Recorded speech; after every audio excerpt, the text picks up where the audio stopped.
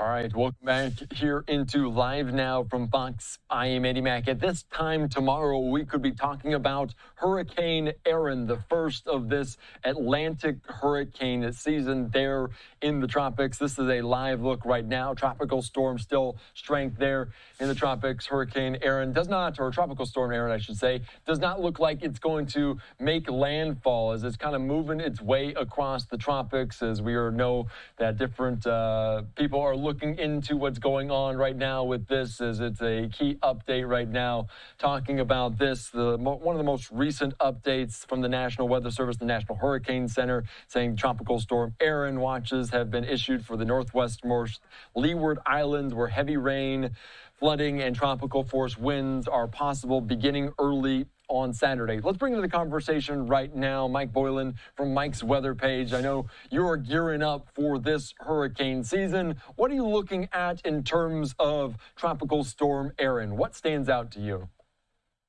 Oh, it's probably that we've been watching it forever, it seems like.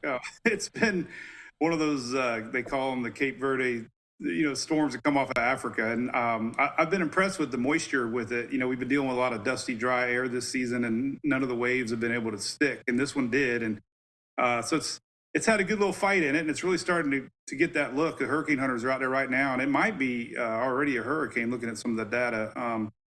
But yeah, just a reminder that, we get that little lull that we saw for a few weeks, and everybody gets kind of antsy, like, oh, the season's a bust. And we're only just heading into August here, and this one's going to brush the Caribbean. It looks like they're going to get some tropical storm conditions, but there's a lot of fear out there. I mean, you see a storm coming west, and you're like, well, they're saying it's going to turn. Is it? Flashbacks to Dorian a few years ago, but this one does indeed look like it's going to miss at least the eastern U.S.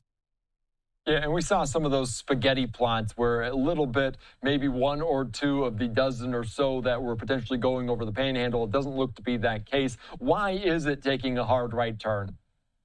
Oh, it's really, there's a frontal line up from Canada that came across, and it weakened the Bermuda high.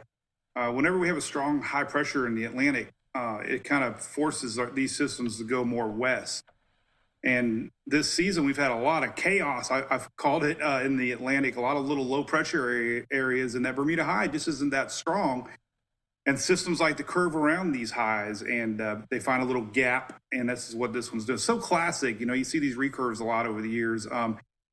But, with this being an El Nino style year, that highs is expected to build back in. And I wouldn't be surprised if we see some of these push a little farther west down the road. That's fair enough. And you mentioned, and we talked about some of the effects, what would happen on the mainland. It's not like even if it doesn't make landfall, the impacts won't be felt. What kind of impacts, how much rain are we looking at? Kind of what are the impacts even if it doesn't make landfall? Yeah, well, for sure this thing is going to double or triple in size. I've been watching a lot of that. So waves for one.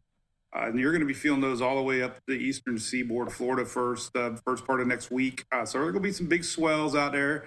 Depending on how close it gets to the East Coast, there has been some outliers, runs inching a little more west. That's kind of been the trend. A little bit of kicks here, south, a little bit west, but very insignificant as far as the overall movement of this system. But we might see some feeder bands, maybe reaching the eastern coast. And Bermuda's also watching. I remind my viewers, there's 64,000 people in Bermuda, so I hate to use the term fish storm when we have something, heading their way. Yeah, no, that is very true. And obviously there are scattering islands. The Bahamas are out there. St. Lucia also kind of out there. As it turns north, will obviously the further northeast get more impact? You mentioned the waves, some of the rainfall. Yeah. Will it get anywhere close to the coast potentially? If I had to guess yes or no, it'd be no. By this time, we would start to see outliers, a lot more outliers. We would see conflicting steering currents. I remember tracking Sandy back in the day, and there was half of the thought was out to sea, the other half had it curving back in. So we haven't really seen that conflict yet with the modeling. And so far, the models have done pretty well. I mean, you don't want to. I always tell everybody I don't want to make something that's not there. Like, I feel like.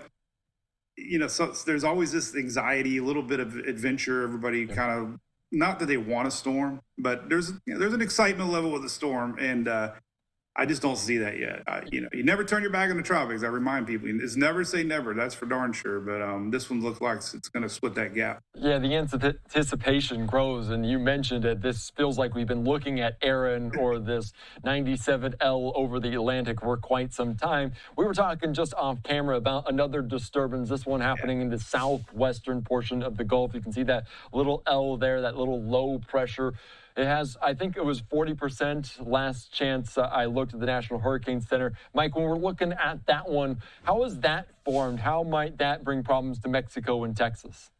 Yeah, this one was interesting. You'll be sciencey stuff. We got something called the MJO, and when we're in one of these phases, everything just seems to pop in the Atlantic. Well, this little wave was down by Honduras a couple days ago, and it was pretty impressive, and it popped through the Yucatan, and here we are. So those systems down there are sneaky. Usually the models don't even pick them up. The curvature of the land, all that just comes together. So they actually have hurricane hunters checking that out too. And mainly rain. The tropical systems need time, and this one's only going to have a day, 36 hours. So that's the one positive. It won't have a lot of time, but it's still sneaky. Everybody's looking at Erin, and then we got this little system popped up, and Texas might be dealing with some heavy rain Friday and the weekend. Yeah, and obviously it's a kind of a slow start, but it's maybe a good start because last year I think we saw Beryl. It was the earliest major storm, Category 4, Category 5 storm, eventually made landfall there. So this season, certainly different. You mentioned some of the water temperatures, and we talked about that last year being such a big factor. When we're looking at the picture as a whole of hurricane season, this may not give you an indication, but what are we looking at beyond Erin? Are we concerned? Are we looking at that? What's our anticipation level? Yeah, I think, they just had a new ENSO report come out today, which is the El Nino La Nina, and we might be in a La Nina stretch here towards peak season, and that typically brings more storms because we have less wind shear across the Caribbean.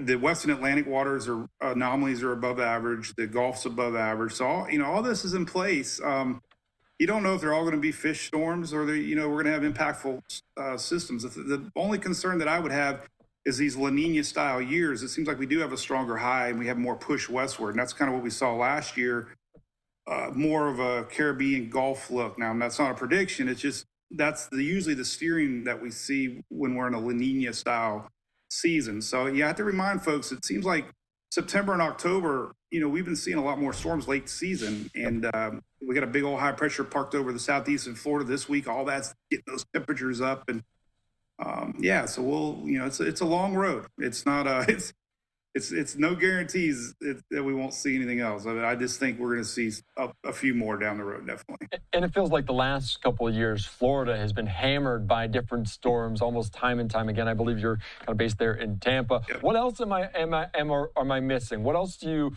want to note to our audience before I let you go here, Mike? Just things I learned over the year, being Floridian, there's a stubbornness, I think.